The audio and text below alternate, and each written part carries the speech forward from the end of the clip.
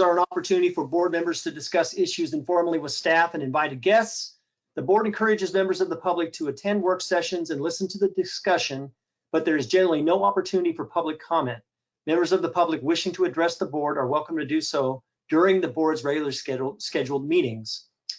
First is to discuss the formal agenda. Everybody's had an opportunity to review the agenda. Any questions, comments?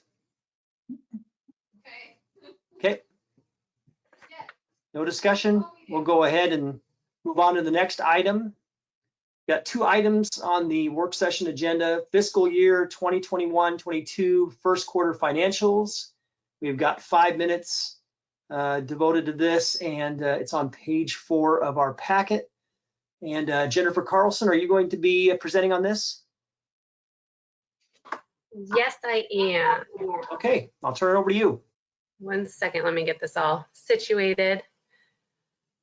Okay, so originally I was going to do a little PowerPoint slide, but we thought that might be a little more confusing than sending you the Friday update, so we just thought we'd present this first. As you noticed, we've changed what we've presented in the past, so I'm open to feedback on what you guys think, if it's missing anything that you'd like to see, etc. So this is for the first quarter financials of the 21-22 fiscal year. And first, we'll go ahead and go through the general fund. Let's see.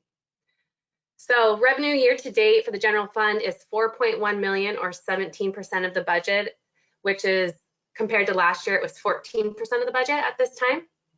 Expenses are 5.9%, or 5.9 million, or 19% of the budget, compared to the 5.6 or 18% of the budget last year. So in line with how we did last year.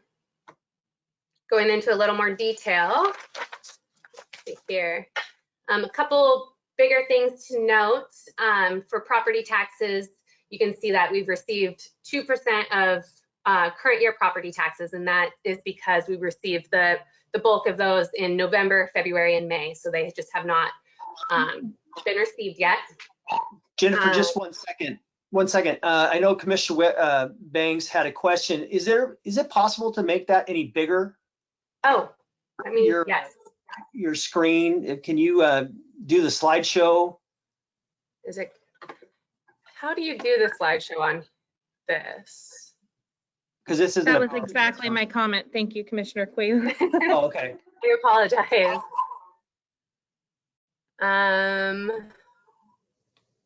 Yeah, you might not be able to. Maybe if we just. Yeah, just I'm not seeing. Okay. Sorry about that. On the bottom right-hand corner, Jennifer, you should be able to expand at least a little bit, yeah, by making it larger that way, but you're not going to be able to see the whole thing. Okay. Yeah, it's not. That'll be helpful though, I think, just to blow it up a little more. How's that? That's good. That's good. Thanks. Okay, sorry about that. So yeah, No worries. So property taxes, we'll start seeing those come in this month, November, in the second quarter. On item B there, room tax, you'll notice in the prior fiscal year, we had received 174,000, and this year we've received 542,000. Of that 542, 390,000 of that is from room tax. And that is up quite a bit from last year, and that's due to the closures of the hotels in the prior year. Another notable one, let's see here, for F, I just want to make note on this. Item F, we have 175,000 of that transferred. That is a transfer from the American Rescue monies that transferred into the general fund, but I do want to make note that we've changed that to make it, we discussed this in the budget, how we wanted to make it more transparent. So now that transfer is going directly to public health rather than to general fund and then to public health. So you'll see a change there in the future, but that is what that is there. As we scroll down into the requirements, let's see. Down down in this bottom section is the fund balance, and you have the beginning fund balance budgeted versus actual. Item J is to note that it appears that we only, our beginning fund balance was only 88% of what we thought it would be, but in fact, it should be 97%. That was just an error in our, what we showed in our budgeting. In the budget preparation, the general fund stabilization account, the $2 million that's budgeted there was accidentally rolled over, and it should not have been. So that is throwing that off just a tad. Okay, moving on. This is just a little more detail on the general fund by org units. I've got a couple things noted here. One that I wanted to point out was this item F, and that's the Juvenile Department. As you can see, in the prior fiscal year, we only budgeted $1,500 to be received. And this year we budgeted $81,000, and that was a different, how we changed our, the way we were budgeting to offset costs for personnel, detention treatment, and that was, we moved the revenues that were going into Fund 020, Juvenile Crime Prevention, we moved that into the general fund where the expenses were actually hitting. So that was just a change in our process over here. And then if there's no other questions on that, I'll move on to. I actually did have a question, if I may. We got a question, Commissioner Thompson. Sorry, I can't see the faces, so please speak up. Sure, Commissioner Thompson has a question. Thank you, sir. When I look at emergency management, line 2750, I'm curious about what's going on there. And maybe this is just a note that we make to have a program report, because I assume it's a programmatic concern rather than simply a fiscal reporting concern. But I'm curious about how those numbers change. So if someone could make a note and we deal with it whenever it's appropriate, I'd appreciate that. And will you say that again? For emergency management, you're talking about the budgeted amount or what we've received?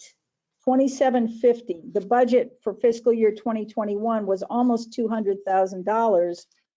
The budgeted amount for fiscal year 21-22 is only about $127,000. Right. And so I am curious about that. Okay, I can follow up with you on that. Thank you, ma'am. You bet. Okay.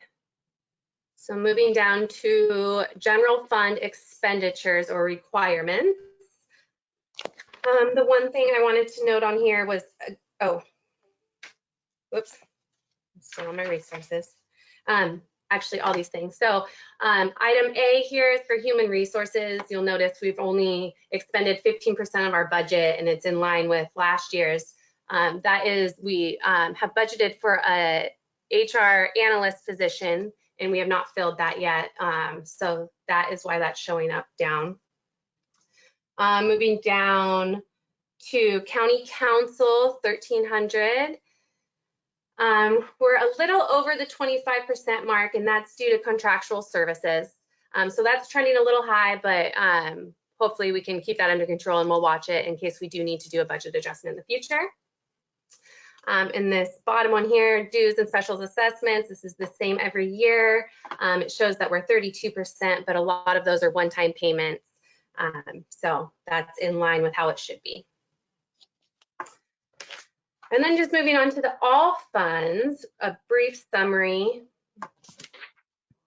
of the resources here. Public health, let's see, we've received $705,000, which is only 9% of what we budgeted. That's due to $3 million that we budgeted for FEMA monies and other grants that we have not yet received. So that will pick up here soon. Item B here for juvenile crime prevention. Again, that was what I mentioned previously, how we transferred.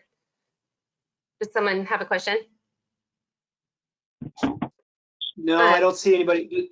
We had someone that was unmuted, but now they're muted. Go ahead. Okay. So again, that was, we moved the expenses into the general fund and the revenues into the general fund. So that's what the difference is on that item B. Let's see here. Item E.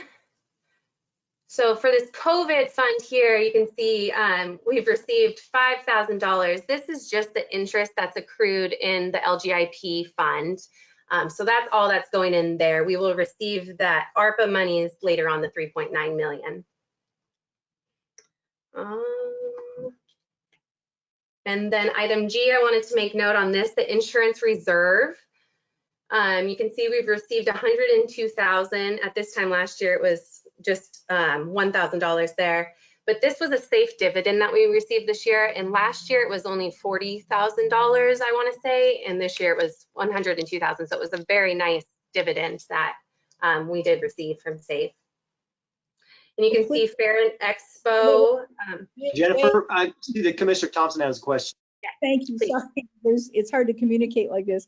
So why did we get that? Why did we get that bump from 40,000 to 102,000? That I assume that is because of our insurance experience, that we didn't have claims. It is, but it also, Monica, can you touch on that? The trust. Sure, yeah, SAFE is a trust, and so it's not just us, because we did have some claims, and it does have to do with experience ratings, but it has to do with overall how everybody did. And so we were able to receive a larger dividend. And so what we do with those funds is we put those back into the insurance reserve. So when we do have claims that we need to pay against, we end up using those monies. And so, and when we anticipate a dividend, but we never budget for it because it's not necessarily a guaranteed amount. So if I can, thank you for that information. So if I can paraphrase you, what we have essentially is a small pool of self-insurance money in the form of those claims, which we are holding on to, the claims refund rather, which we're holding on to in the event that we do have a claim. Is that accurate? Yes, so in some instances we have different expenses, and so rather than having that go towards our insurance aggregate amount, we will instead use those monies to pay for if there's some sort of accident or something like that, rather than having it go towards our insurance, claiming it on our insurance, using those dividend amounts instead to pay. Right, and I'm assuming that we're very careful that this is only related to appropriate expenditure for what would have been claims otherwise. Yes, yes. Thank you.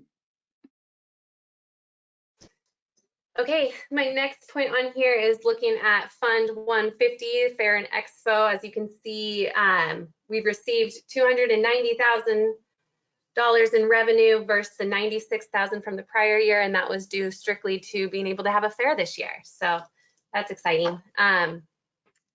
Next one down, item I in the child custody and mediation, you can see 104% has been received, and that's a one-time state payment that we receive.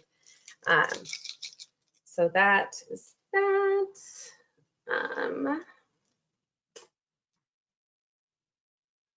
Okay, that's all I have for the resources for the other funds.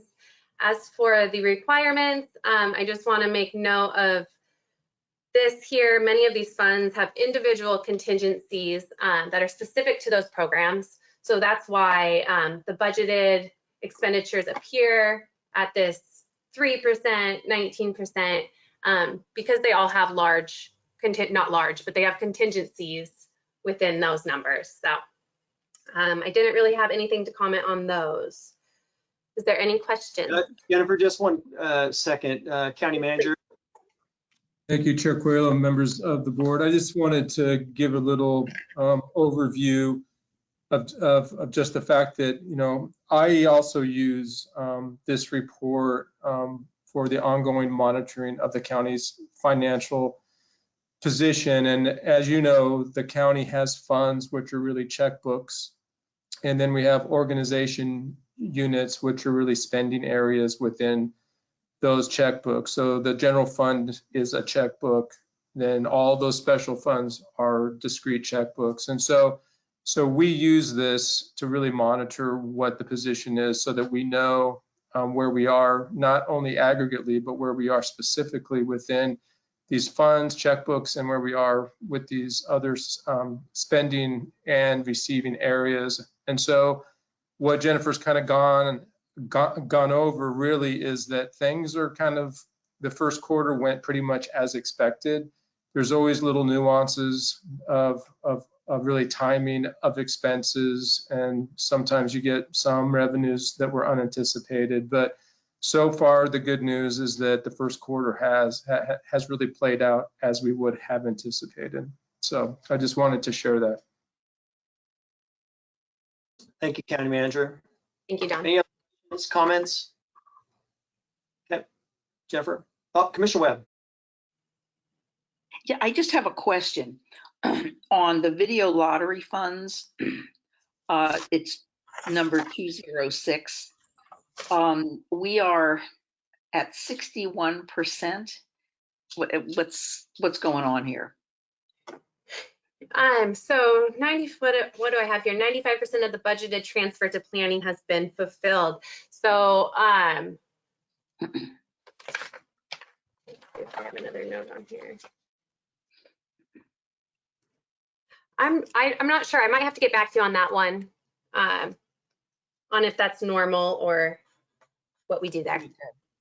Because I guess the video lottery fund that comes to us from the state, right? It's a portion of their proceeds within Clatsop County, right? Correct. So I guess I'm just interested in kind of our over the time of the pandemic, kind of how did the video lottery funds track? They actually, we didn't really see a decrease in video lottery funds through the pandemic, surprisingly. We saw an increase. Okay, and is that? Jennifer, could you scroll up just a little bit so we could look at it there? I'm sorry. No, that's okay. It's 206. There we go. That's good. There. Yeah. If I may jump in really quick. So we did not, when we budgeted in the 2021 fiscal year, we were anticipating seeing a decrease in video lottery funds because of the pandemic. And that didn't happen, like Jennifer said.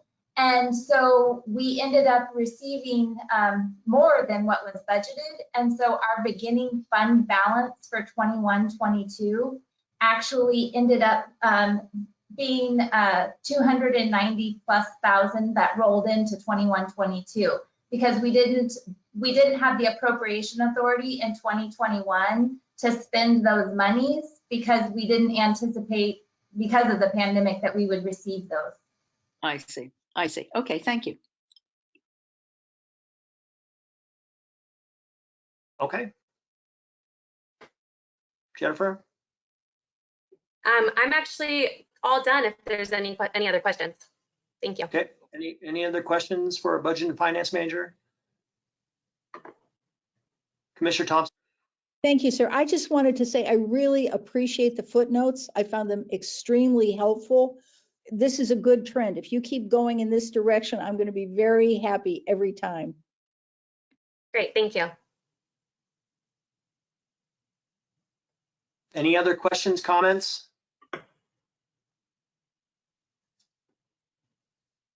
Thank you very much. Thank you, Jennifer. Thank you.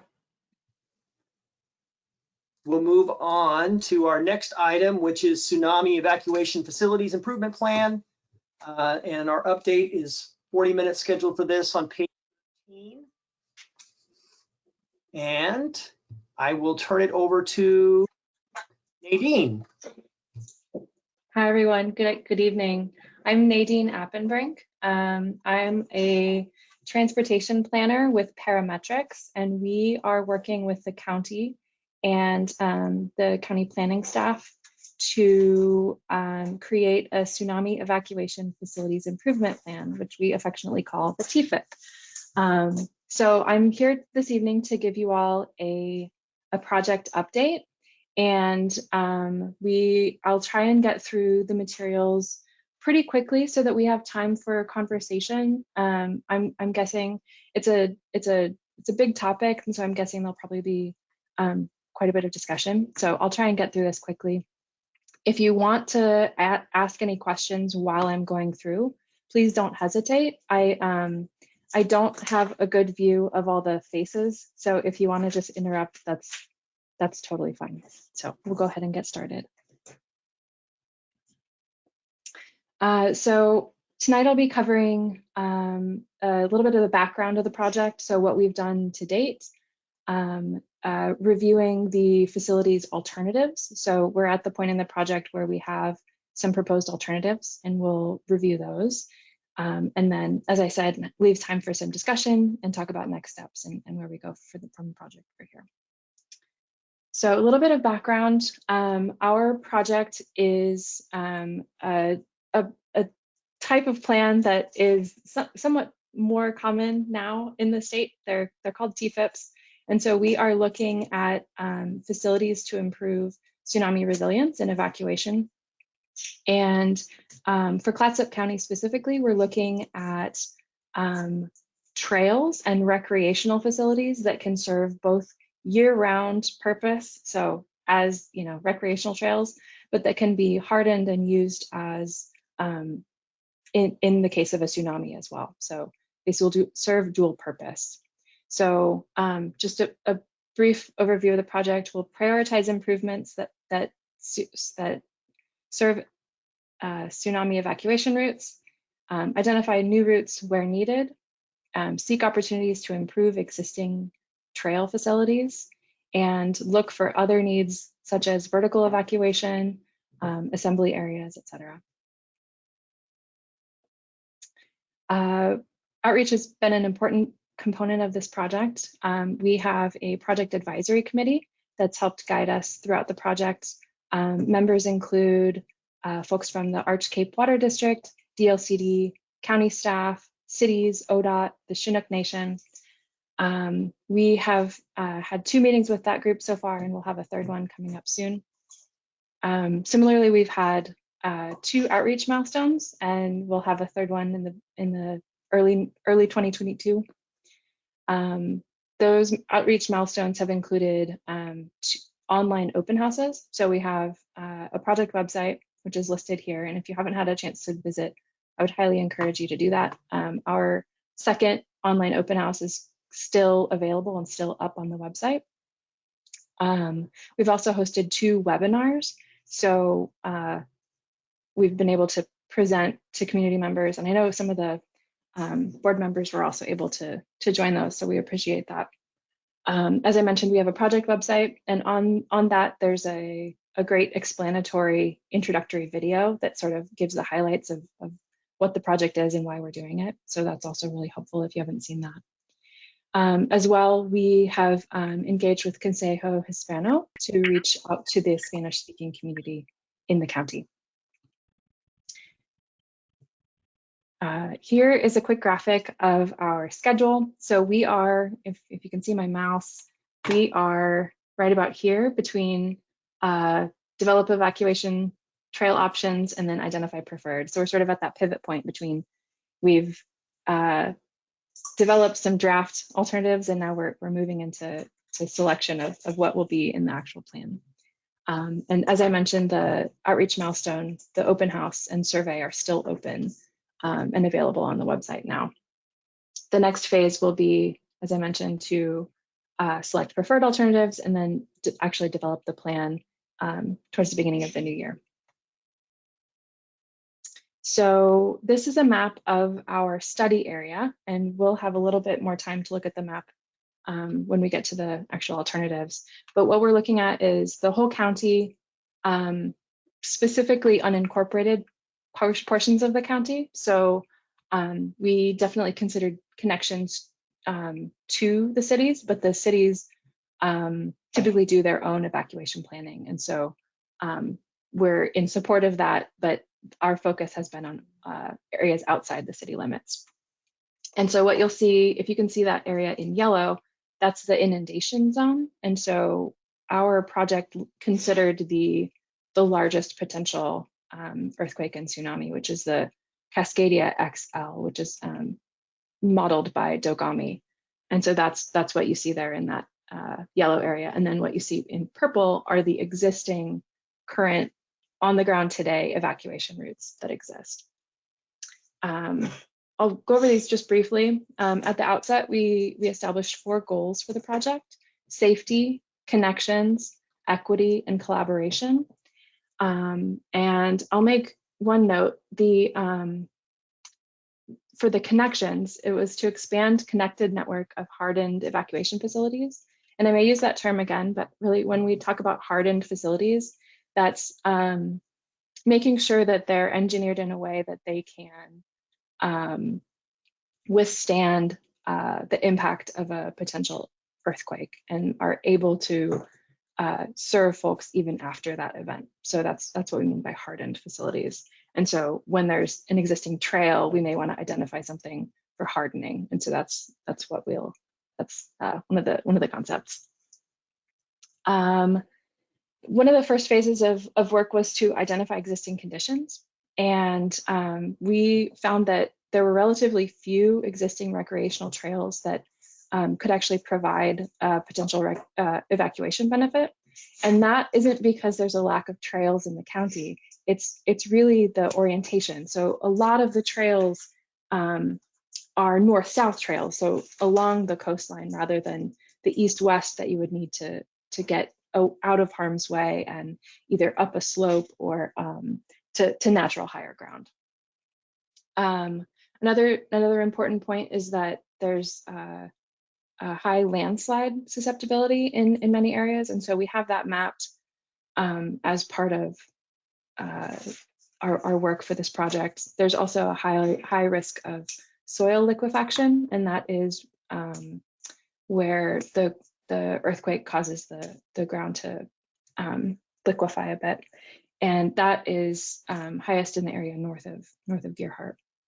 The areas that we identified as greatest need are that area north of Gearhart all the way up to Fort Stevens Park.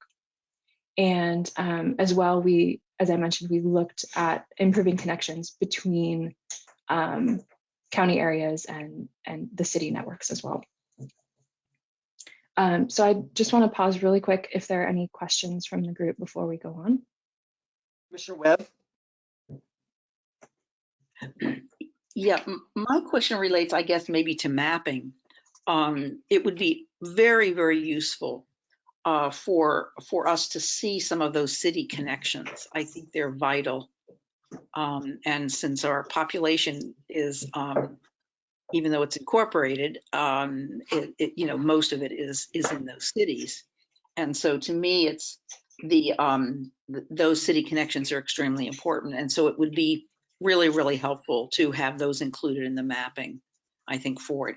It would also help for us to see city boundary. The mapping, I think, is, one of our greatest ways of communicating with our constituents. And so it would be really helpful to have the boundary lines drawn for the cities. So it's clear to people what is unincorporated. And as I say, putting some of those other issues on, I guess I don't mean map as much as you possibly can. It's just that the more you can map, kind of the easier it is to talk about with people. So that would be one of my requests. The other issue is to identify, especially as we move along, because you're actually doing, especially along the northern boundaries of the county. I assume that those purple lines are they existing either trails or roadways or rights of way in some way? And it would Correct. be really cool to have them named so that we can get a little bit better indication of exactly where those are, especially the ones up along the river. So thank you. Great, I appreciate those comments. I've made note of that, so we can incorporate that into the next round of materials. So thank you so much. All right, so now we'll get into talking about the alternatives and the facility types. So we considered several types of facilities in thinking about evacuation and tsunami resilience. As I mentioned, trails are a big part of it. Assembly areas as well. So those are the areas in natural higher ground where people can assemble. And then vertical evacuation structures, which we'll talk about in just a little bit. I have some photo examples of that as well. So the types of trails that are most prevalent fall into 3 general categories. One is shared use path.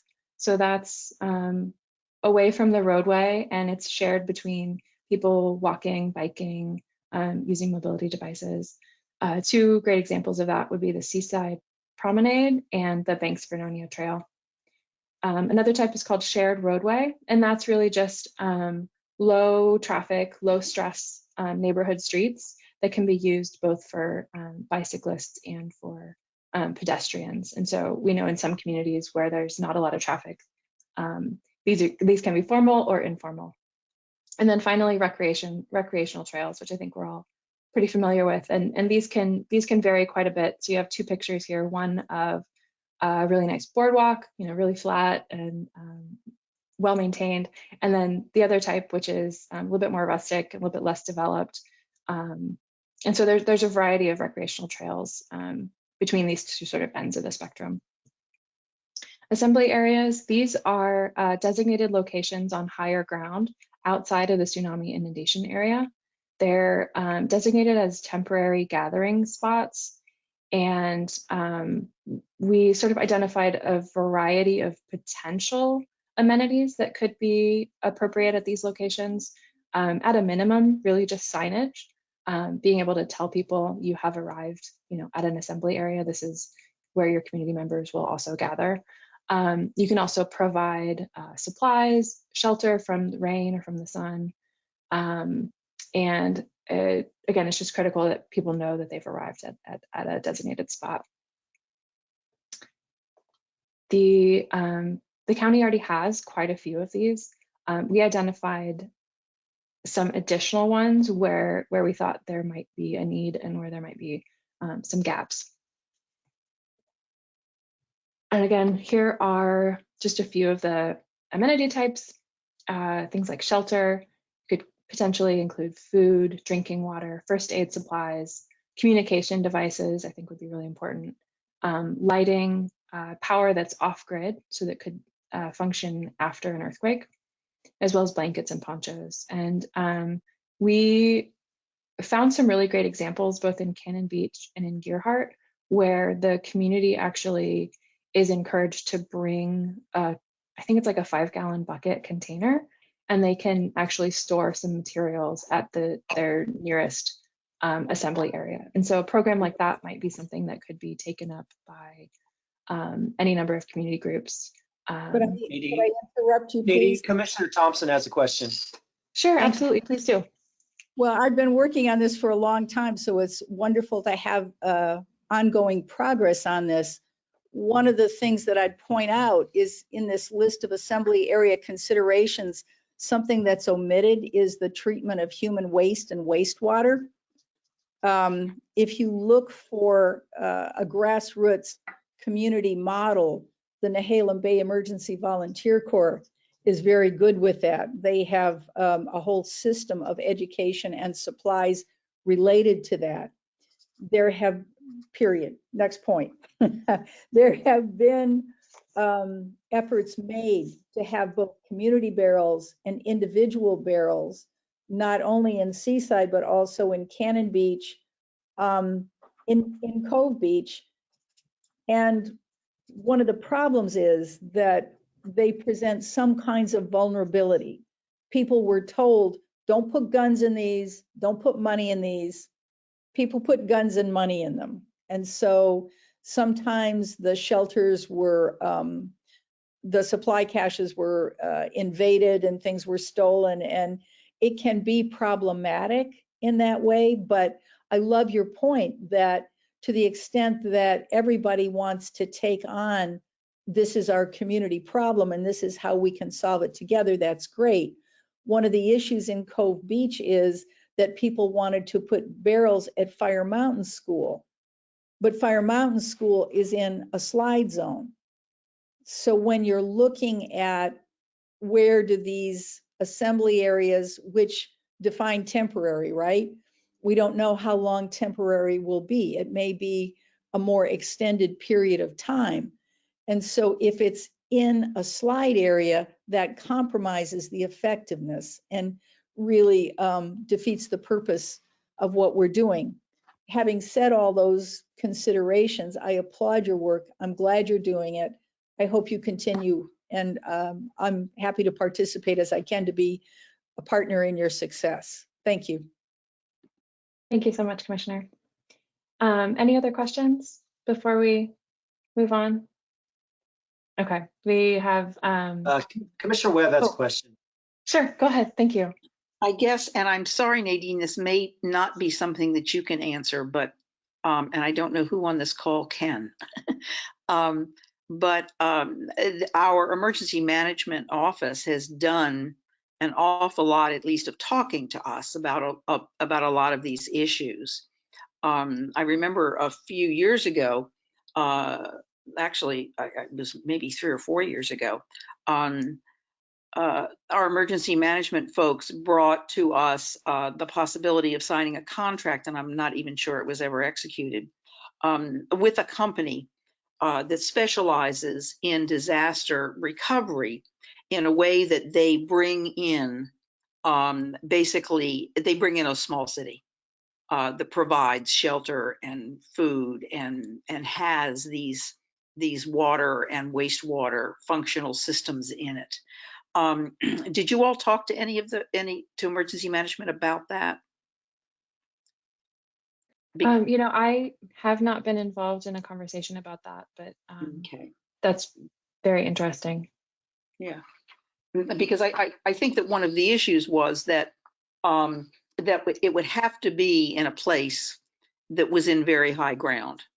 And it looks like a lot of the things, you know, if you consider things inside of our cities, then it becomes very problematic about whether you could have such a facility anywhere there, and that it would have to be, you know, obviously high ground and also non-slide areas, which are really, really, really, once again, on a mapping issue. You know, being able to specify where those slide issues are is really, really important, especially given the amount, especially in a major weather event, not so much, I think, in a Cascadia event, but in a major weather event that is accompanied with a lot of rain, then our slide areas become even more vulnerable.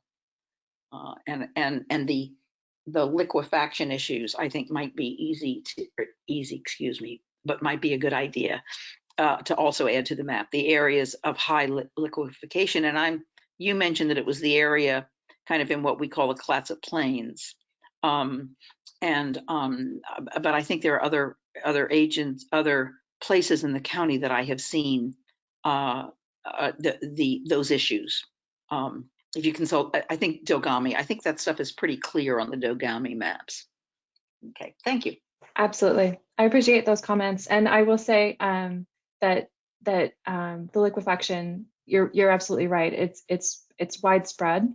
So it's not just in that area, but that's one area that's particularly important.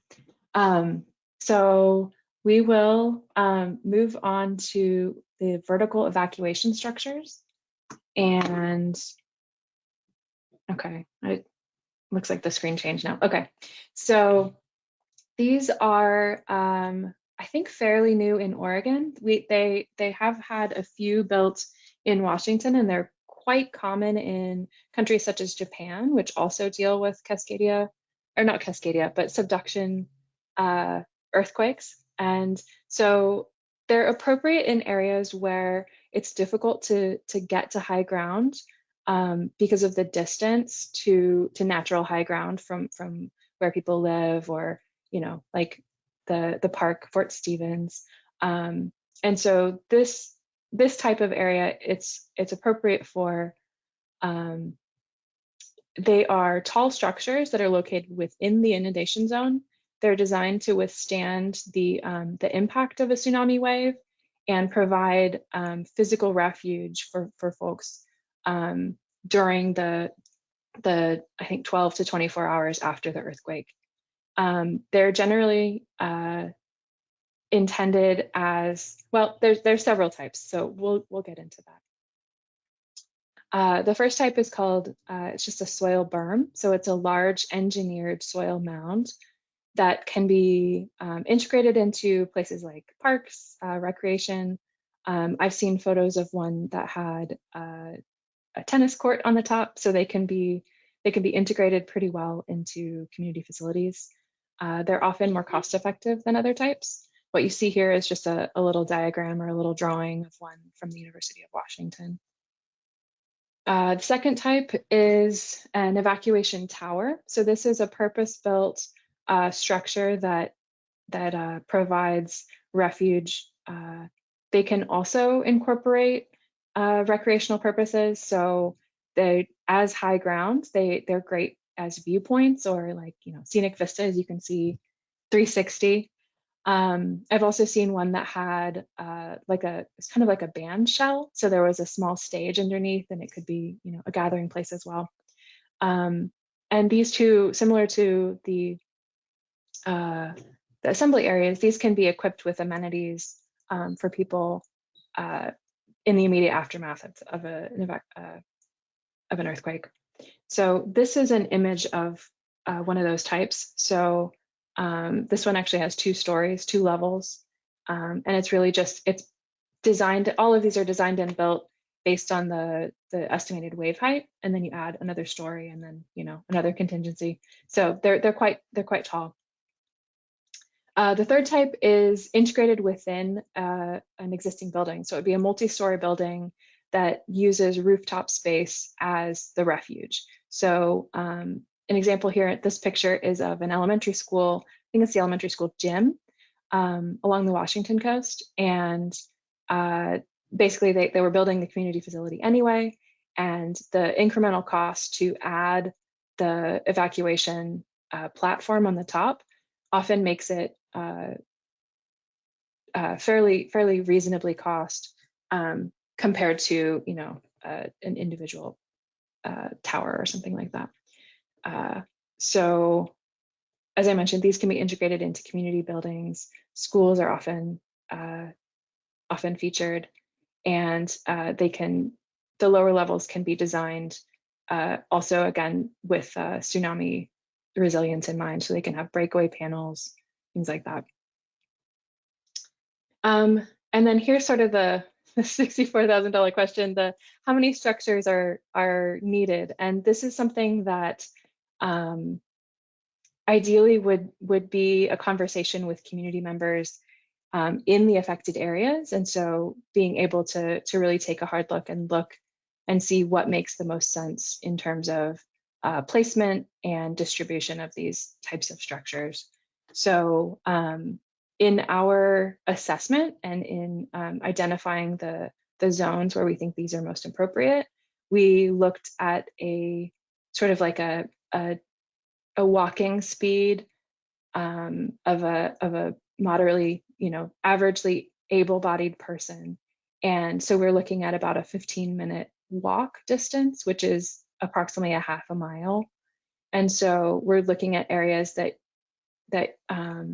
high ground is farther than that on the network. So not just as the crow flies, but on the street network. So that remains to be seen. Questions and comments about these topics before we go on? Commissioner Thompson. Thank you, sir. That middle of the 3 structures has, the one that's really more open, something like that is what that's one. Yes, thank you. That's the one that it resembles what I'm talking about when we're maybe considering what we could do at the Highway 26, Highway 101 interchange. If we could have something akin to that could be a parking structure, and then and then maybe a rescue place on top of it, built so the water flow we through it. That's why it's open, so the water just flows strong enough to withstand the force. I'm cut out sorry? for a minute. I'm sorry, I keep hoping I'm going to get a better computer connection. It's built strong enough, the water can flow through it. That's the point. Thank you. Thank you, Commissioner. Thank you so much.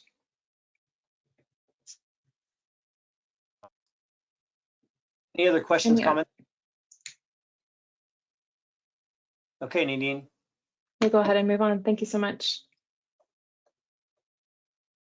Okay, so now we can talk a little bit about our process in identifying potential trail, assembly area, and evacuation structure concepts and alternatives. So our team took both the public input that we received and the existing conditions work that we'd done in the first phase to identify where existing trails could be hardened and extended to serve an evacuation purpose.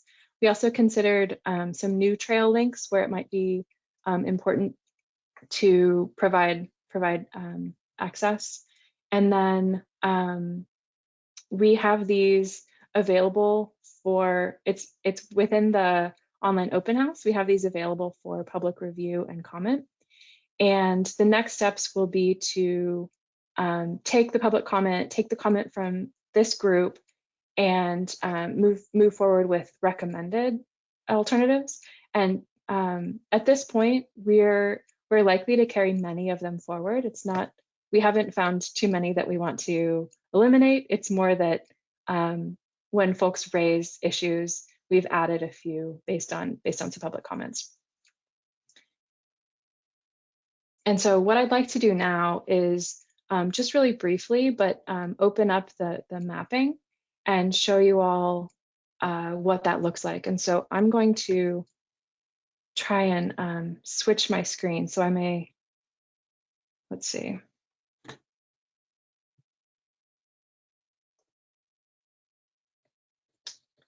All right.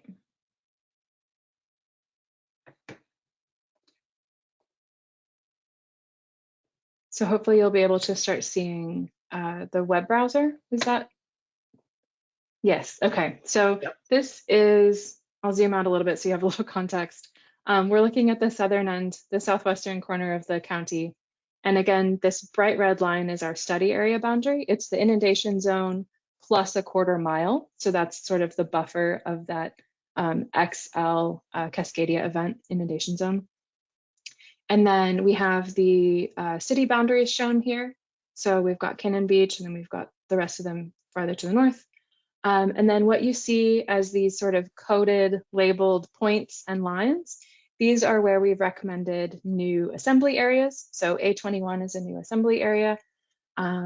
We have, it helps to zoom in a little bit. So what we have here are in green, again, those are the existing evacuation routes, and then T01 and T02, these are where we would recommend either on road, so sort of those shared roadway, or trail connections to help people get to higher ground. And so we have these along the coast, and we have, I think, a total of probably 20 trail connections, 21 assembly areas, and then, as I mentioned, rather than like locating specific evacuation tower locations, I'm going to zoom up a little bit.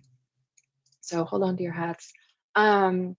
We identified zones where we think the vertical evacuation structures probably make the most sense. And so that again is, I'm going to zoom out a little bit so I don't know how to do this. So in the area north of Gearhart, so we have one area here, and it's a little bit hard to see with the green area, this sort of like shaded green area is areas outside of the tsunami threat. And so that is what we're calling natural high ground. And so these communities here particularly, there's some small ridges along in this area where it is natural high ground, but predominantly it's on the other side of 101, and it's a distance that's honestly just a little too far to be able to walk, particularly if people are trying to use streets or roadways to get out of harm's way. And so we have several areas designated up here where we think the vertical evacuation structures might make sense. And so here we get on up a little bit farther north, and again, we somewhat limited the number that we included in the within city limits, so you won't see many here. And the point is well taken. We can include city facilities as well going forward on mapping. So this area as well, this zone up here is also identified as a prime location for evacuation, like vertical evacuation structures. So I'm going to switch back to the PowerPoint. So give me just a moment. We have one more, just a couple more slides.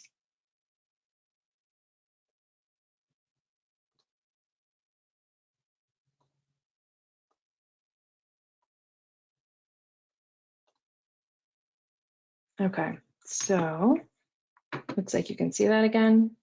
Before we go on, are there any other questions as far as the online mapping? Okay, I would encourage everyone to visit the project website. It's Clatsop TEFIP.org, and currently there is the online open house is accessible right through that site. So it also has links to the map that we just looked at. And if you're particularly tech savvy, there's a way to turn on and off all of the different layers so that you can see the liquefaction zone, you can see the landside risk, you can see those different data layers that if you're interested. So those are available. All right, so finally, in the most recent report memo that we've created, we not only drafted the list of potential facilities, we also screened them. So we used the screening criteria based on the initial goals and objectives from the outset of the project. And I'm not going to go through this list, but we used this list of criteria to be able to sort of rank and score the different projects. But to be honest, I think none of them necessarily are going to fall out based on the ranking. I think it may be helpful in going forward and thinking about prioritizing the, maybe the first set for implementation. But we see all of these as valuable. So that's a little bit about the scoring. And then just really quickly, our next steps are to refine and finalize the preferred alternatives, to draft the the facility plan, and explore funding options. It's something I didn't mention, but hopefully next time we are able to talk, we will. FEMA is quite interested in helping with this type of work. They're very interested in work in the Pacific Northwest and for tsunami resilience. And then our project will wrap up in probably the first quarter of 2022. So thank you so much for your time, and I'm happy to answer any questions, or if we want to have a broader discussion. I know we don't have too many minutes left, but I'll open the floor. Any questions, comments? I don't see any, but yes, thank you very much for the presentation. This is very interesting, and then certainly we'll be watching closely as you complete your work. And if there are any items that come up, I'm sure we'll reach out to you as well. How does the group feel about taking a few minutes before we start our regular meeting? Okay, we'll go ahead and take 5 minutes and reconvene at 6 o'clock. Thank you, Nadine, for the presentation. We'll see you all shortly. Thanks so much.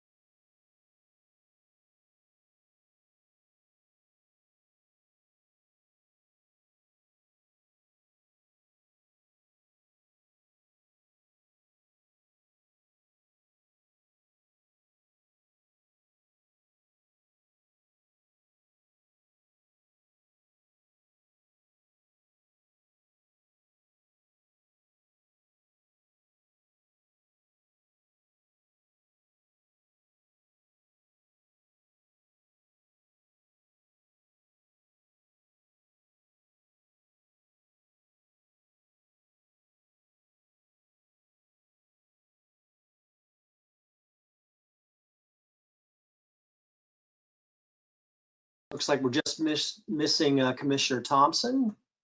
As soon as she shows up, we'll get started.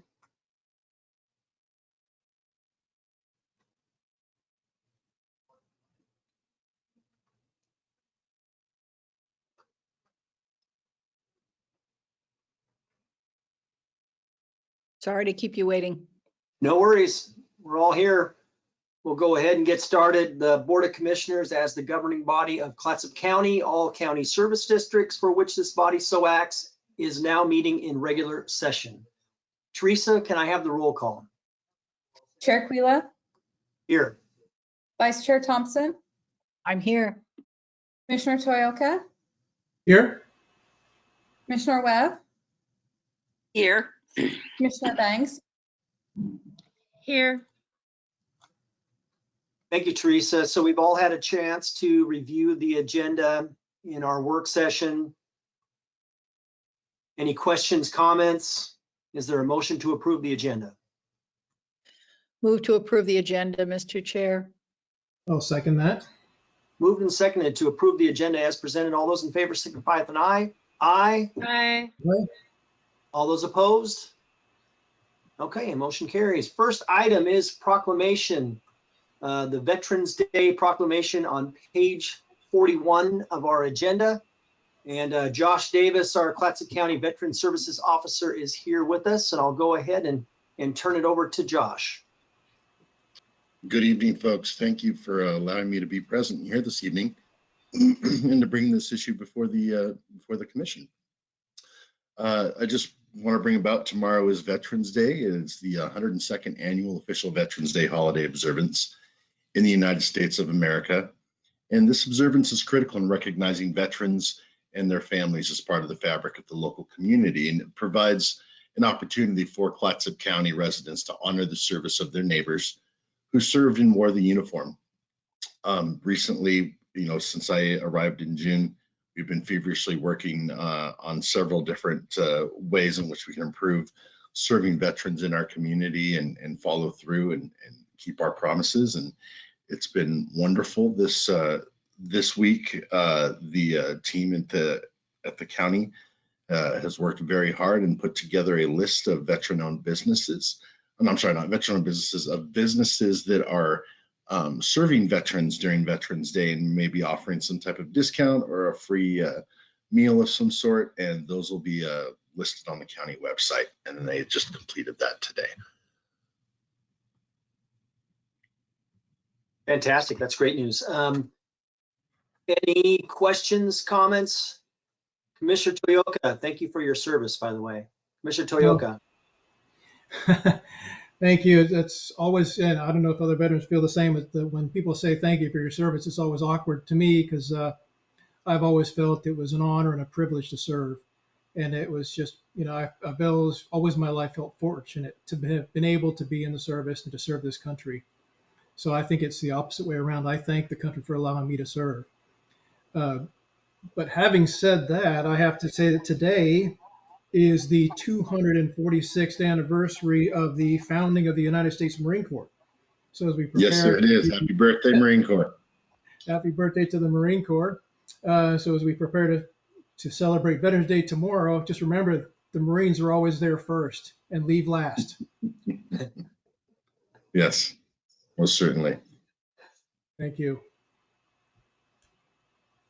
Commissioner Toyoka, do you want to make the motion? I would be honored. Chair and the board, I request that we approve resolution and order proclaiming November 11th, 2021 to be Veterans Day and authorize the chair to read and then sign the proclamation. Second. Moved and seconded to approve resolution and order proclaiming November 11th, 2021 to be Veterans Day and authorize the chair to read and sign the proclamation. All those in favor signify with an aye. Aye. Aye. All those opposed? Okay, motion carries. And I'll go ahead and read the proclamation at this time. Board of County Commissioners for Clatsop County, Oregon, in the matter of proclaiming November 11th, 2021 to be Veterans Day. Whereas World War I, known as at the time as the Great War, officially ended with the Treaty of Versailles was signed on June 28, 1919. However, fighting ceased 7 months earlier when an armistice or temporary cessation of hostilities between the Allied nations and Germany went into effect on the 11th hour of the 11th day of the 11th month. For that reason, November 11th, 1918 is generally regarded as the end of the war to end all wars. And whereas in November 1919, President Woodrow Wilson proclaimed November 11th as the first commemoration of Armistice Day, the precursor to Veterans Day, with the following words: "To us in America, the reflections of Armistice Day will be filled with solemn pride in the heroism of those who died in the country's service, and with gratitude for the victory, both because of the thing from which it has freed us, and because of the opportunity it has given America to show her sympathy with peace and justice in the councils of the nations." And whereas Clatsop County is home to nearly 5,000 veterans, more than 1,500 active duty personnel, and countless family members of those who valiantly served in uniform. This includes veterans from all branches of the armed forces: the United States Army, Navy, Air Force, Marine Corps, and Coast Guard. And whereas veterans and their families shall be recognized for their contributions to our community and the sacrifices that were made through their service to our nation and others around the world. And whereas President George Washington said, "The willingness with which our young people are likely to serve in any war, no matter how justified, shall be directly proportional to how they perceive the veteran of earlier wars, were treated and appreciated by their nation." And whereas Clatsop County is committed to serving these valuable members of our community through the county's Veteran Services Program. The program includes access to benefits, counseling, assistance with VA healthcare enrollment, claims preparation, submission, and follow-up, outreach, and connecting veterans with their families to local and national resources related to mental health services, recreation programs, housing, and more.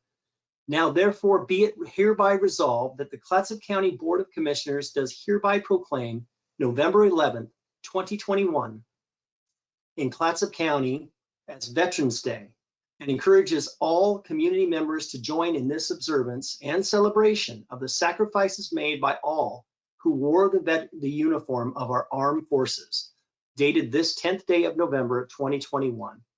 Signed, Board of Clatsop County Commissioners for Clatsop County, Oregon Board Chair. Any other comments? Commissioner Webb.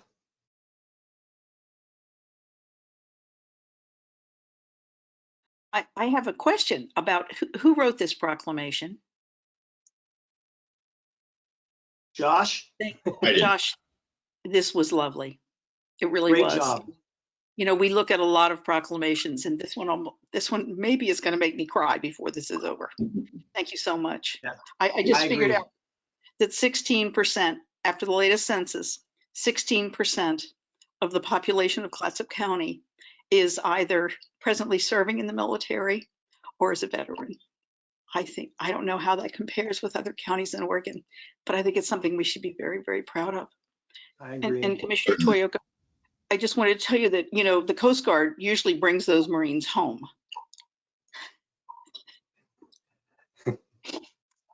I'm sorry, I couldn't resist that. They can't get out. They can't get in water that deep. It's above their ankles.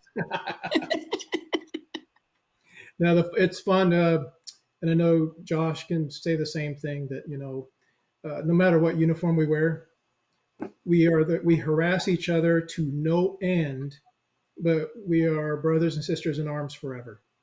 So That's right. It's a common thread, and so the worst things you'll hear are from another service member to a member, but it's all with due respect and appreciation and love. So. Well, absolutely. I mean, you can pick on your little brother, but nobody else can. That's right. Well, I agree with Commissioner Webb's comments.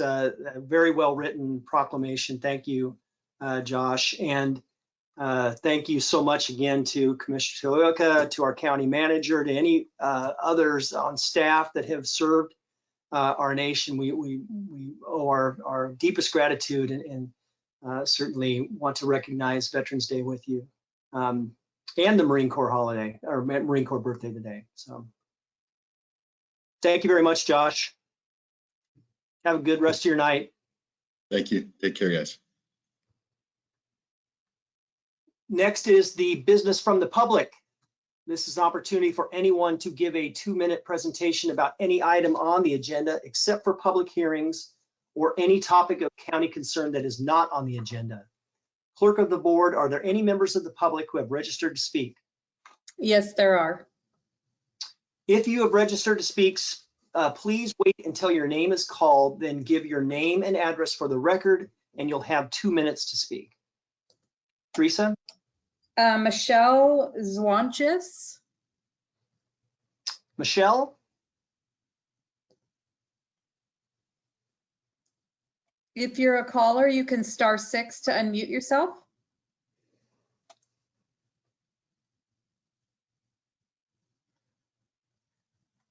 I'm not seeing any. Okay. Beth Radich. Beth Radich. Hello, commissioners. This is Beth Radich. Can you hear me? We sure can. First of all, I wanted to echo that that was a very moving proclamation, to thank Commissioner Toyooka and any other people on the call who did serve for their service. It was very moving, so thank you for reading that and putting that out.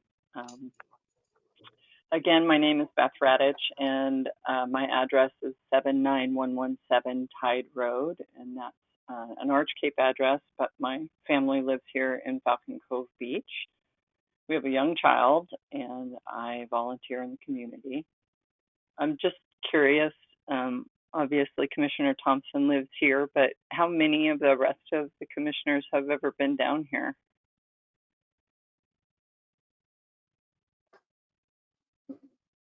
I can't hear any voices, but has anybody visited this neighborhood? You're getting a lot of nods, and yes, yeah. Yeah, great. Well, I hope to see you, any and all of you down here. We're a pretty interesting place, kind of at the tail end of both Tillamook and Clatsop counties. We're tend to be pretty self-reliant, resilient, really connected to our neighbors, and have to and want to help each other out because we're kind of locked out by the mountains and the ocean. Many of us are small business owners and volunteers as well. We're a completely rural and residential neighborhood, not zoned. There's no commercial businesses. There's nothing else down here. And that's what I'm here to talk about tonight, to talk about the draft STR proposal. We've read it and talked a lot about it, and we just feel the proposal doesn't reflect that this is a completely rural and residential neighborhood. It's also not reflective of anything that the residents and voters have written or spoken with community development and the commissioners about over the last couple of years. And we've all made a lot of calls and written a lot of letters and sat down with some of you and had really good conversations and, you know, participated in good faith in a process. And we're really confused that our voices are not reflected and our inputs and our solutions are not reflected in this proposal. You know, we just want to know why not. We really are concerned that we haven't been heard. Are we missing something? And we want to be heard. So just to be direct, the proposal doesn't provide solutions to the problems that are arising from commercial short-term rental businesses that are operated by absentee owners in a residential neighborhood that doesn't have any provisions for commercial businesses. What we see from the proposal, and I know it's a draft proposal, but really what we see is it would create more issues. It erodes some common sense and effective measures that are in place in other places like Arch Cape. It looks to push more burden on residents folks that live here and your voters. And it looks like it's going to increase costs and demands on fire and rescue and law enforcement by pushing, you know, the enforcement of 20,000 strangers who don't know the rules on fire or parking, or maybe even noise, and pushing that out to law enforcement and residents and fire. It just doesn't seem like an effective plan, and it doesn't seem like a good use of taxpayer dollars to just move from code enforcement to law enforcement, who's already pretty overburdened. Okay, thank you for your comments, Beth. Thank you. Thank you. Jason Stegner.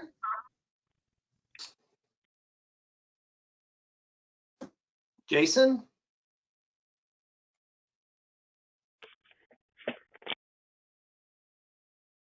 Jason, if you can *6 there to get off mute. Okay, not seeing anybody. Okay, yes, Nancy Chase.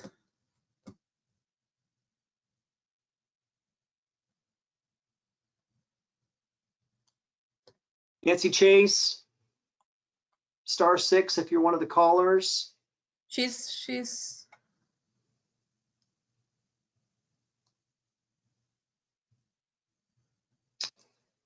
Nancy? I think this is Nancy, she's here, but yeah, she sent me some pictures also she wanted me to share, but so I know she's on the line. Okay, I'm unmuted now. Thank you. Yeah. Sorry about that. Yeah, I appreciate it. Nancy Chase, 3026 Northeast 22nd Avenue, Portland, Oregon. And but I live a lot of time in my beach house here, which this is what someone who works for the government from 30 years can afford with short-term rental money coming in during the summer. But during the short-term rental workshop, and I own a short-term rental, people expressed concern that short-term rentals are reducing the supply of affordable housing. And I agree that a lack of affordable housing, I think, in our whole state is a serious issue. But I don't know if you could show the other map. Sure. Or the other photo, excuse me. But I Googled short-term rentals in Clatsop County and also looked on Airbnb and Vrbo. And most all I'd say 99% of the short-term rentals are on the west side of Highway 101. And if you have these amenities, this is the amenity people are looking to rent for their vacation. And so it's not, I don't think if you talk to any real estate agent, they would tell you that these, because if you have view or you can walk to the beach, you're going to command a higher price when you sell your house or rent it. So I don't think eliminating or reducing short-term rentals is going to solve the affordable housing issue. And I put that photo of my house in there because if I sell it, it's likely a tear down and someone will build something more than a 600 or 700 square foot house there. And it's going to be someone who lives either part-time in Portland or someone who's relocating full-time here, but of a much higher income, probably than the types of housing you're looking at. And I also want to make you aware that besides summer tourists who I host, my short-term rental is used in the winter by often insurance companies. If someone's had a house fire or their house has been flooded, they will rent my place by the month. People moving to the area who can't find a rental or place to buy, who stay there while they're looking, and it's much more affordable than a hotel, or even visiting nurses who during the COVID crisis were staying at my place. So I think there's a wider community service here than is typically understood. But anyway, I just urge you, talk to your realtor, and I think they will second the fact that those homes command a higher price and wouldn't be either rentals or affordable housing for people who want to purchase it. Anyway, thank you for the time. And I too was glad I caught that resolution and thought of my father and grandfather and their service to our country. So thanks so much. Appreciate it. Thank you, Nancy. That's all the people who signed up. Okay, thank you, Teresa. Next is the consent calendar. Everybody had an opportunity to review the consent calendar as presented? Questions, comments? Mr. Chair, move to adopt the consent calendar. I'll second that. Moved and seconded to adopt the consent calendar. All those in favor signify with an aye. Aye. Aye. All those opposed? Okay. Got Commissioner Liaison reports. Commissioner Thompson. Thank you. Well, first, I want to correct what I've been saying. I am now coming into a new committee. It is the County Solutions Policy Committee at AOC, because Jennifer Purcell is the regional in those terms. Hey, Nancy, can you mute yourself again, please? So. Yeah, could everybody mute yourself? I see caller 3 is still on there. That might be Beth Radich. If you could mute yourself, please. Okay. This is such a big deal for Clatsop County that we have an AOC Policy Committee co-chair position residing among one of us, because this County Solutions is like, I want to say, a statewide SWAT team to look at public policy issues. We're looking at water, we're looking at housing, we're looking at diking districts, we're looking at all kinds of issues that are too much for individual counties to deal with on their own because of we don't have the money for the administrative infrastructure. So we're dealing collaboratively with a variety of local and statewide issues in a way that's efficient and effective use of taxpayer money and our time. So that will happen. The appointment of the committee co-chairs is going to be at the AOC annual meeting next week. Commissioner Webb said she's attending. Commissioner Bangs will be there. I understand Commissioner Quila and Commissioner Toyoka's jobs don't allow them to come. It's a good day for Clatsop County. It's a really good day. And I'll look forward, colleagues, staff, community members, help me do a good job as we go forward to look for those really positive solutions. Thank you, Mr. Chair. Thank you, Commissioner Thompson. We are very proud and happy to have you in a leadership position at AOC. Next, Commissioner Toyoka. How do you follow that? Congratulations and thank you, Commissioner Thompson. Having a seat at that table for Clatsop County is huge. It is very impactful, and we're very happy and pleased and thankful you are there. A lot of other issues going on, but just wanted to highlight, a lot of talk about the, carbon sequestering and a lot of the, the logging issues in our area, in our region, our county. And the overriding thing that I find is that a lot of people who are, kind of upset about logging or don't know about it, haven't looked into it really. We're reading narratives and we're reading, what's in the paper or on media, social media. So I would just encourage people to get out and get in the woods, see for yourself what we're really talking about. When we're talking about, our local issues here with forestry, with water, with riparian areas, it's much easier to have a perspective if you can walk the ground, see what it's like, and then you'll understand why there are discussion points as there are. So that was just, kind of my soapbox, but it's much easier to discuss these topics and look at it when people have physically been on the ground, seen what we're talking about, seen the areas, and then they have a point of reference instead of just a narrative or just an online presence. So thank you for that. I just wanted to help get people out there and make a greater understanding of what the discussion is about. I agree. Thank you, Commissioner Toyoka. Appreciate those comments. Commissioner Bang. Good evening, everyone. Basically, my week has been, my last couple of weeks have been pretty quiet, but I've spent some time reading up on the private forest accord that occurred recently between our environmentalist groups and private landowners. And I just wanted to quote Steve Zika from Hampton Lumber, that this agreement is not without sacrifice for landowners, sawmills, and small family-owned forest sector businesses and rural communities that work these lands. These new rules will reduce the amount of timber private landowners can harvest in order to enhance protections for fish-bearing waterways and the perennial streams that feed them. And then I'm moving a little further on in his op-ed, and he states that I want Oregonians to know that when it comes to environmental sustainability, forest landowners are not the enemy. We are stewards of the land and take that responsibility seriously. And I wanted to make note of something that Hampton has recently been collaborating with North Coast Watershed Association to revitalize the Big Creek watershed for salmon populations.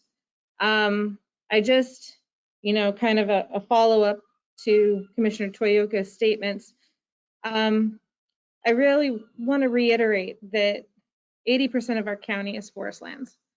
And those private landowners, they really care about the sustainability of those forest lands and also for the health and well-being of the fish, the salmon, and other endangered species that live within. And so I think as we move forward, just to shake a can or cheer them on, because they do good works without this forest accord. I just feel like they haven't had, I guess, the attention for those good works that they've already been doing. And it was good works done without prompting. And then just to continue forward, I'm excited to actually visit with fellow commissioners in person for the very first time since I became a commissioner at our upcoming county's meeting. And I am thrilled to visit with my fellow Forest Trust Lands commissioners also. And so, and I get to see Commissioner Thompson there, which will be fun too. I really hope that we are moving forward to more in-person meetings with each other here versus on the screen. I'm starting to really wish to have some in-person communications at least once in a while. I feel like we're the Brady Bunch right now, and I'd like to stop looking down or up or waving sideways. So anyway, thank you. Thank you, Commissioner Bangs. Commissioner Webb.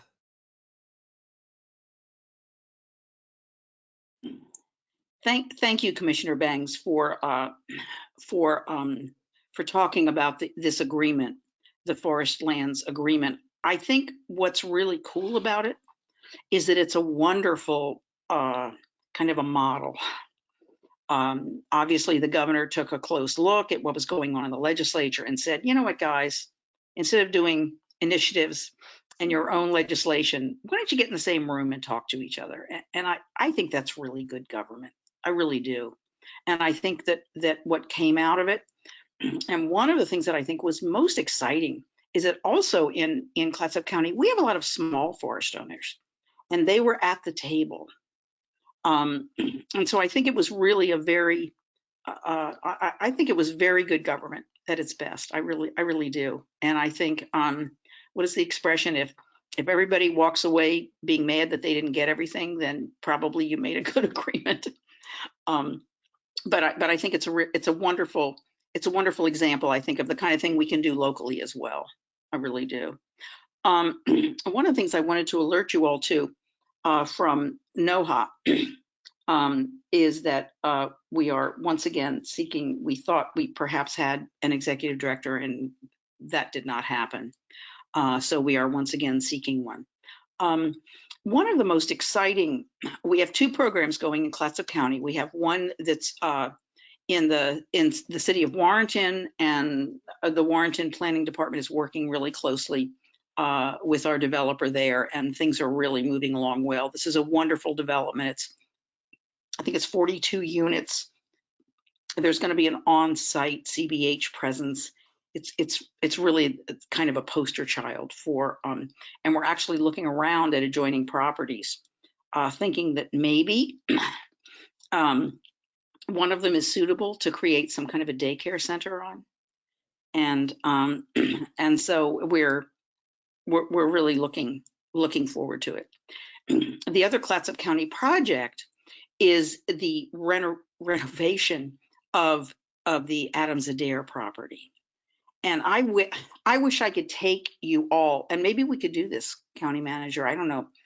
I'd love for us to have a tour for all the county commissioners. This is an incredible building. It has so much historical relevance in the city of Astoria. It was originally a hospital.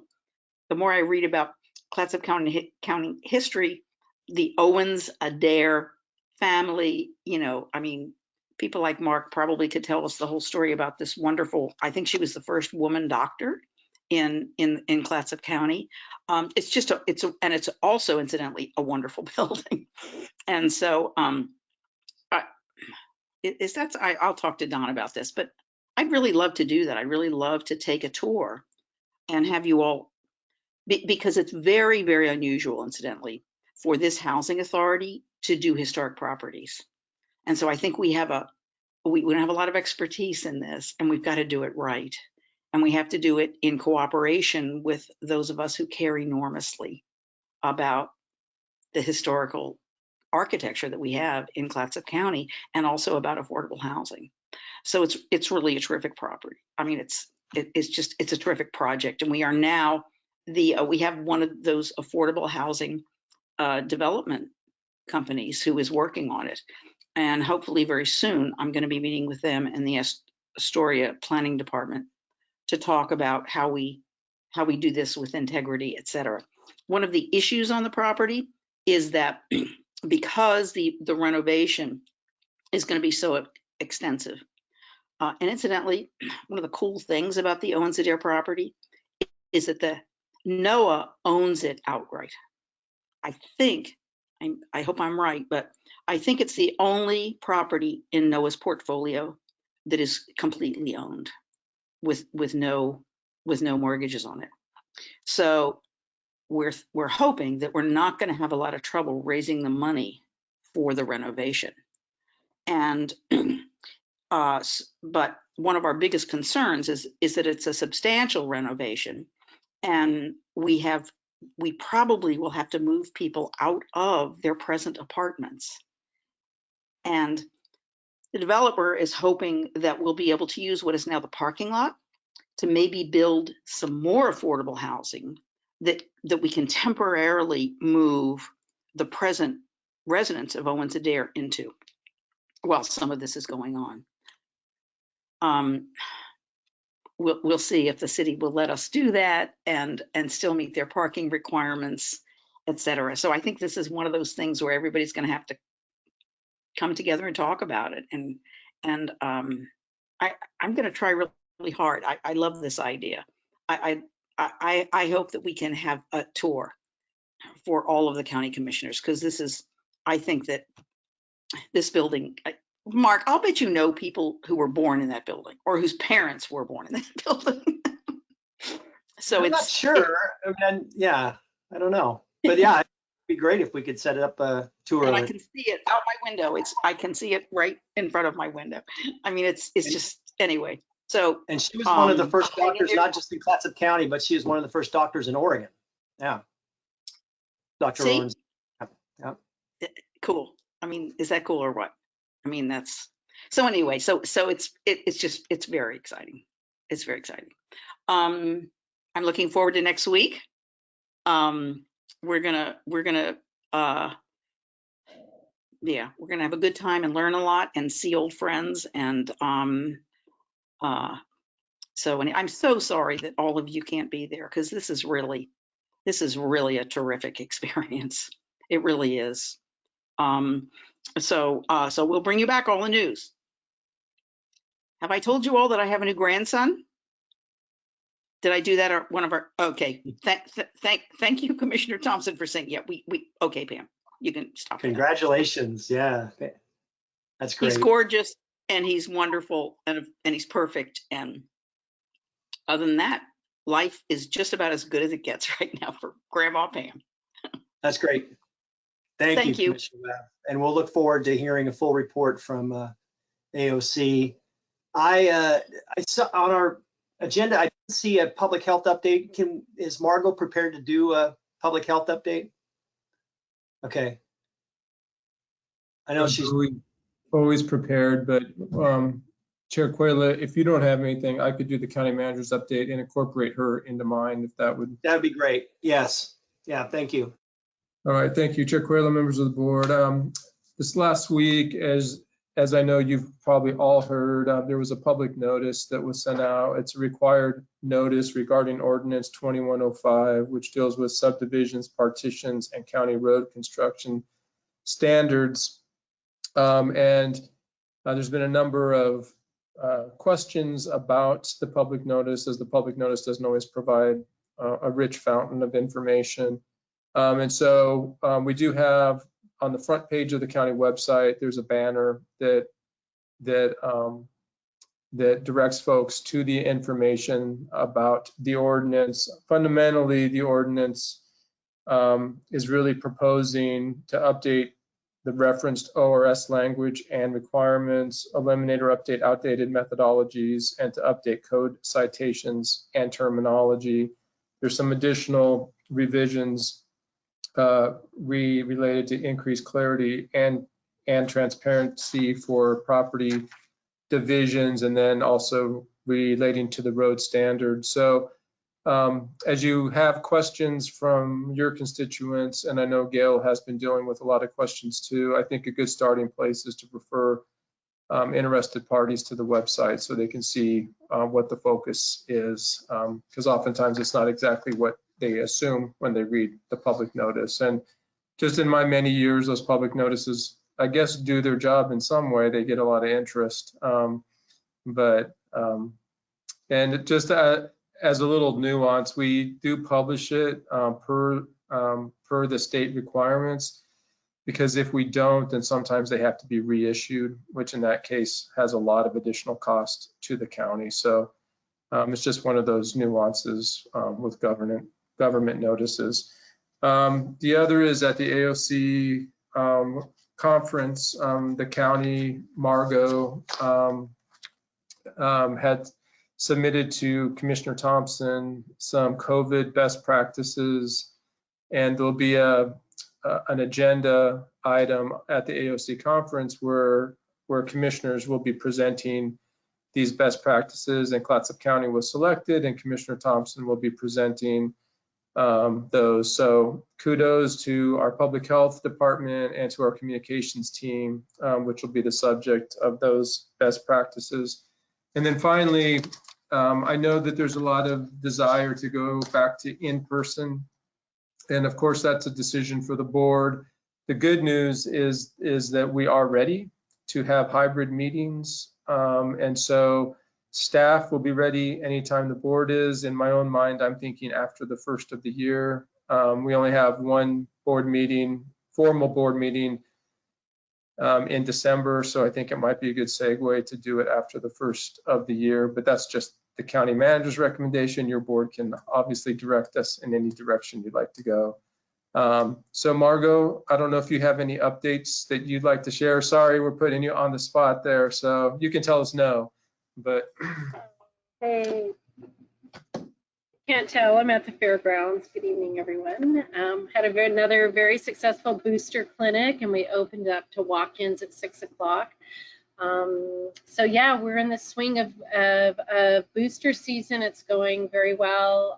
All of our operations, joint operations, are going very well.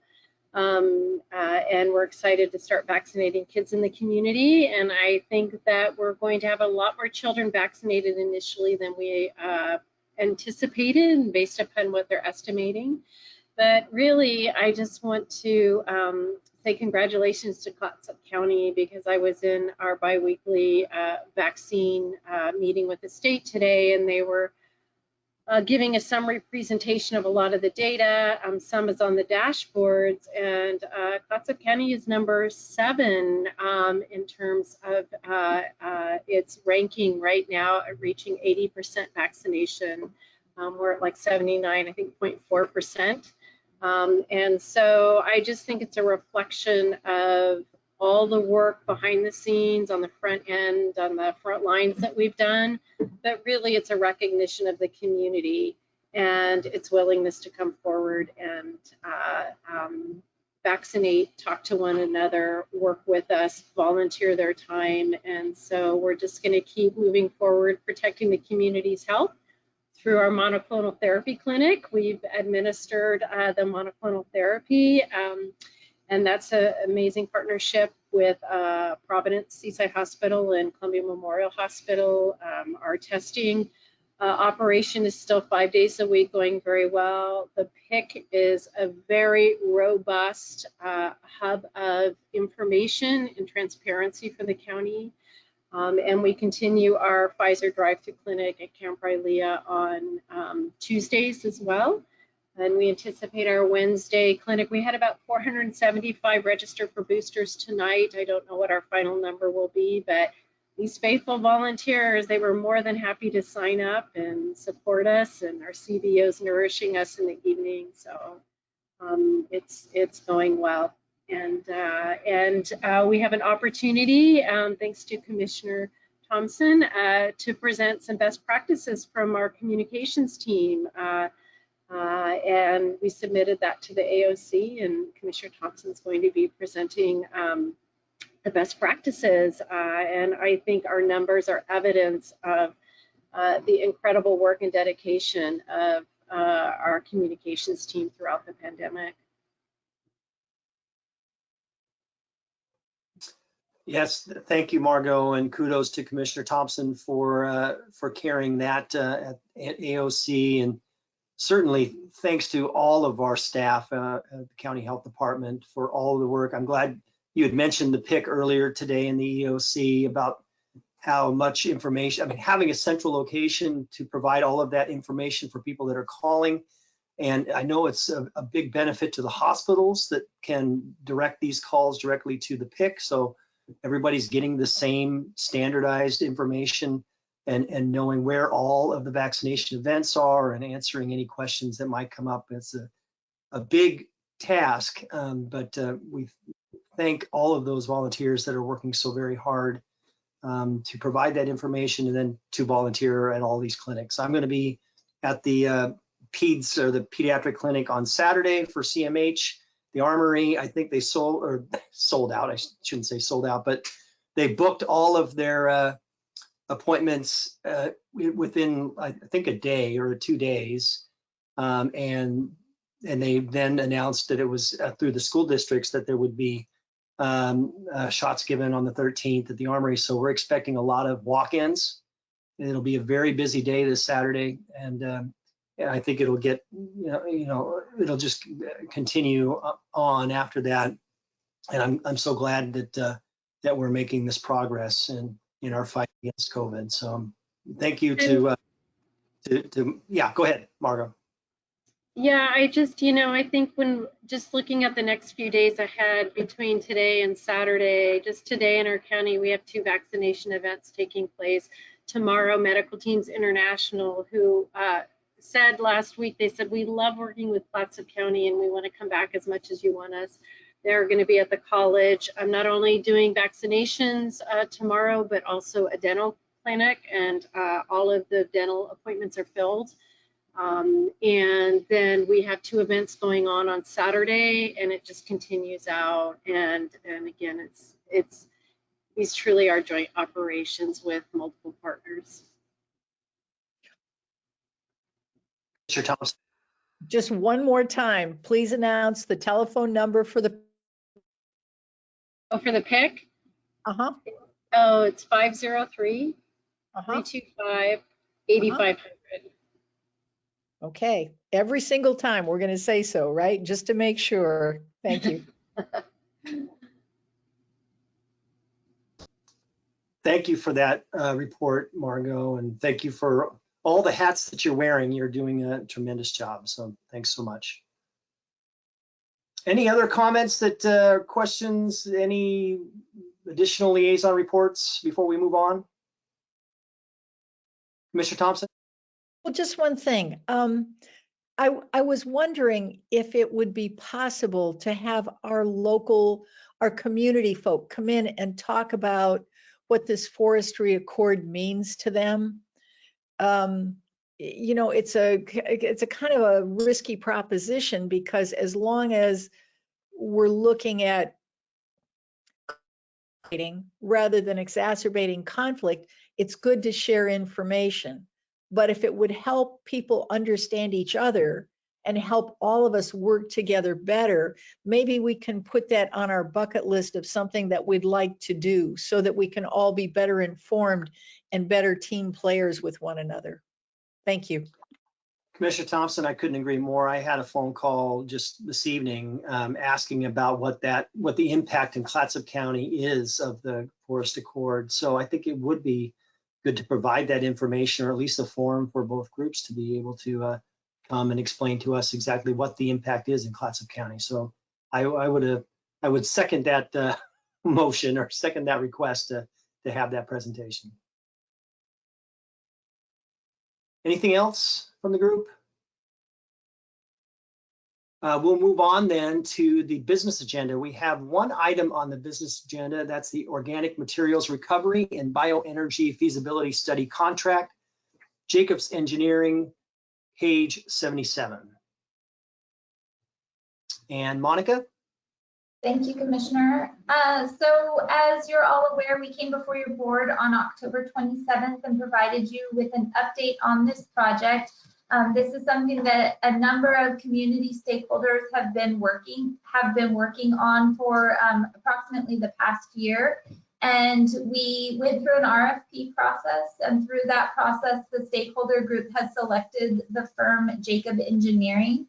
We're excited to get this project underway. Some of the outcomes of the feasibility study will be conduct an assessment of the available organic material feedstocks, including volumes and seasonality of those feedstocks, exploring strategies for organic materials management, and provide an alternatives analysis, provide a siting needs assessment and identify potential locations within the county, and provide a business case analysis and recommended solutions. And so we bring before you this evening a contract in the amount of $149,704. And this will be matched by a 50% grant, either through Northwest Natural or Energy Trust, depending on the energy source that gets selected. If this feasibility study, depending on which energy source is identified. And so we are eager to get this project underway. We have a meeting on the 19th of November with the larger stakeholder group that have had discussions. It was just a smaller stakeholder group that went through the RFP process, but this larger stakeholder group includes several local businesses, fisheries, seafood processors, breweries, pulp and paper mills, as well as wood chip mills, Hampton, and as well as local farmers in the area. In addition, we have several state and cities who are involved, Fullpack, as I mentioned, Northwest Natural and Energy Trust, Pacific Power, the port. So we're really excited to be able to get moving on this. Following that October 19th meeting with the stakeholders, we'll then begin setting the schedule with Jacobs to get this work underway. And it's anticipated that this work will take approximately 10 months to get completed.